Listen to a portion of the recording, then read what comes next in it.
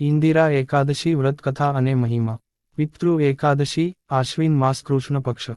1. પરિચય. ઇન્દિરા એકાદશી, જેને પિતૃ એકાદશી પણ કહેવામાં આવે છે, એ હિન્દુ ધર્મના 14 મુખ્ય એકાદશી વ્રતોમાંનું એક પવિત્ર વ્રત છે. આ વ્રત વિશેષ કરીને પિતૃઓના કલ્યાણ માટે, મુક્તિ માટે અને પિતૃદોષ નિવારણ માટે કરવામાં આવે છે. આ વ્રત પાપ નિવારણ અને પરલોકમાં મોક્ષ આપનાર ગણાય છે. શાસ્ત્રોમાં કહેવામાં આવ્યું છે કે આશ્વિન માસના કૃષ્ણ પક્ષની એકાદશીને ઇન્દિરા એકાદશી કહેવામાં આવે છે. આ દિવસે કરેલું વ્રત પિતૃઓને નરકમાંથી મુક્ત કરી સ્વર્ગમાં સ્થાન અપાવે છે. 2. પૌરાણિક પૃષ્ઠભૂમિ. ઇન્દિરા એકાદશીનો ઉલ્લેખ પદ્મ પુરાણ અને અન્ય ગ્રંથોમાં થાય છે. ભગવાન શ્રીકૃષ્ણે ય અષ્ટિરને આ વ્રતનો મહિમા જણાવ્યું હતો. આ કથામાં વર્ણવવામાં આવ્યું છે કે ઇન્દિરા એકાદશીના ઉપવાસ, જપ, દાન અને પૂજાથી પિતૃઓ નરકયાતનાથી મુક્ત થાય છે અને વૈકુંઠ અથવા સ્વર્ગ લોકમાં ગતિ પ્રાપ્ત કરે છે. 3. ઇન્દિરા એકાદશીનું મહત્વ. પિતૃદોષ નિવારણ. પૂર્વજોને શાંતિ પ્રાપ્ત કરાવવી. કુળમાં સુખ, સમૃદ્ધિ અને આરોગ્ય, ધન્યતા, પાપક્ષય અને મોક્ષ પ્રાપ્તિ. ભગવાન વિષ્ણુના આશીર્વાદ પ્રાપ્ત કરવું. શાસ્ત્રોક્ત માન્યતા મુજબ આ એકાદશીનો ઉપવાસ કરવાથી મનુષ્યના 7 પેઢીના પિતૃઓને કલ્યાણ મળે છે. 4. ઇન્દિરા એકાદશી વ્રત વિધિ, સ્ટેપ બાય સ્ટેપ. એકાદશી પૂર્વે, દશમી તિથિ. દશમીના દિવસે સ્નાન, સંકલ્પ અને સાત્વિક આહાર લેવો. રાત્રે બ્રહ્મચર્યનું પાલન કરવું. એકાદશી તિથિ, મુખ્ય વ્રત. રાત કાળે ઉઠીને ત્રિસ્નાન કરવું, નદી, કુંડ અથવા ગંગાજળથી. ઘરમાં ભગવાન વિષ્ણુની પ્રતિમા સ્થાપીને શંખ, ચક્ર, ગદા, પદ્મથી શોભિત કરવી. ભગવાનને તુલસીદળ, પીળા પુષ્પો, ધૂપદીપ અર્પણ કરવા. ઓમ નમો ભગવતે વસુદેવાય અથવા વિષ્ણુ સહસ્રનામ નો પાઠ કરવો. આખો દિવસ ઉપવાસ રાખવો, જલપાન સાથે અથવા નિર્જલ. સાંજે આરતી, તુલસી પૂજન, વિષ્ણુજીના મંત્ર જાપ. દ્વાદશી તિથિ, પારણું. બીજા દિવસે સ્નાન પછી વિષ્ણુજીને નૈવેદ્ય અર્પણ કરવું.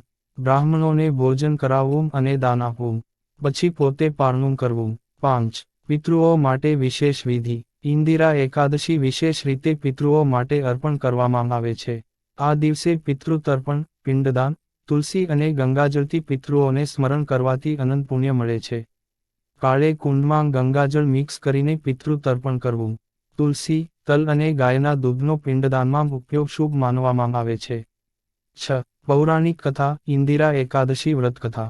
પદ્મ પુરાણ મુજબ મહિષ્મતી નામના રાજ્યમાં ઇન્દ્રસેન નામના એક રાજા હતા.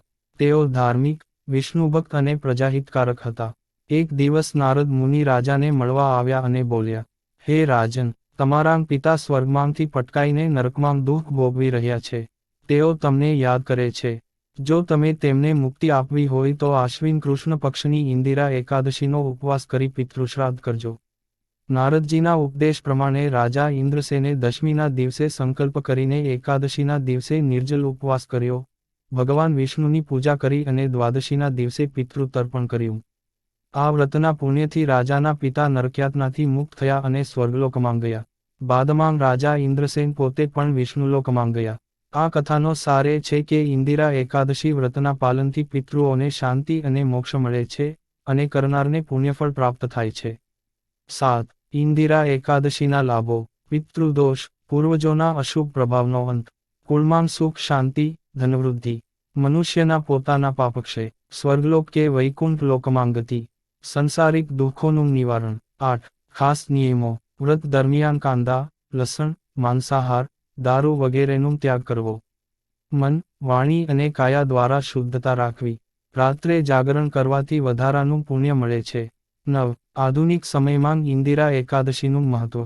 આજના યુગમાં લોકો પિતૃદોષ નિવારણ માટે ખાસ કરીને આ એકાદશી કરે છે. પંડિતોની મદદથી શ્રાદ્ધ, તર્પણ, પિંડદાન તથા ગાયદાન, તુલસીદળ અર્પણ વગેરે કરવામાં આવે છે. ઘણા લોકો નિર્જલ ઉપવાસ કરી ભગવાન વિષ્ણુનું નામ સ્મરણ કરે છે. 10. સંક્ષિપ્ત તત્વજ્ઞાન. ઇન્દિરા એકાદશી પિતૃ શ્રાદ્ધ પક્ષમાં આવે છે એટલે આ દિવસે પિતૃઓ માટે કરેલું દાન અને ઉપવાસ સામાન્ય કરતાં અતિશય પુણ્યદાયક ગણાય છે. ભગવાન વિષ્ણુની કૃપાથી પૂર્વજોને મુક્તિ અને પોતાને પણ પાપમુક્તિ થાય છે. 11. ઉપસંહાર. ઇન્દિરા એકાદશી, પિતૃ એકાદશી એ ભક્તિ, શ્રદ્ધા અને પિતૃભક્તિનું પ્રતીક છે. આ વ્રત માત્ર પિતૃઓને જ નહીં પરંતુ વ્રત કરનારને પણ કલ્યાણ આપે છે. આશ્વિન કૃષ્ણ એકાદશીનું આ વ્રત પાપવિનાશક, પુણ્યવર્ધક અને મોક્ષપ્રદ છે. શાસ્ત્રો મુજબ જે મનુષ્ય આ વ્રતને શ્રદ્ધાભાવે કરે છે તેને અનંત પુણ્ય મળે છે અને તેના કુળને ઉદ્ધાર થાય છે.